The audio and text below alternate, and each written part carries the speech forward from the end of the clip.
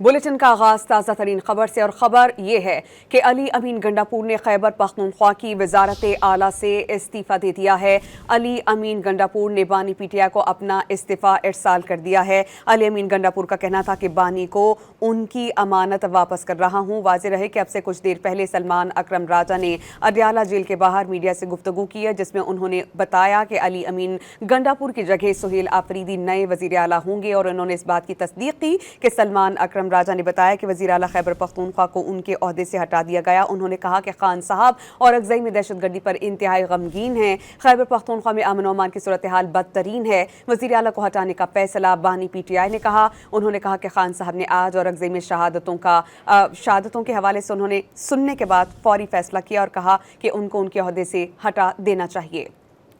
मज़ीद जानते हैं डॉन न्यूज़ के नुमाइंदे आरिफ हयात से। जी आरिफ, बताइएगा क्या इस्तीफ़े का मतन सामने आ सका है?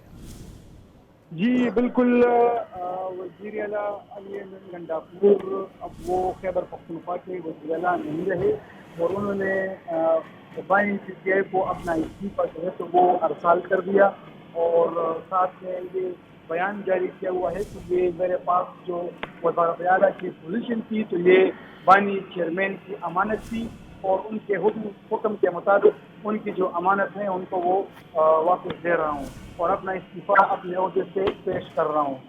इस वक्त वो इस्लामाबाद में हैं और उन्होंने अपना इस्तीफ़ा जो है तो वो बानी चेयरमैन को अरसाल कर दिया है, जो कुछ ही देर में उनको पहुँच जाएंगे और पार्टी की जो क़यादत है उनके पास भी पहुँच जाएगा और उसके बाद फिर नए वज़ीर आला का इंतखाब है तो उसकी तैयारियाँ शुरू हो जाएंगी।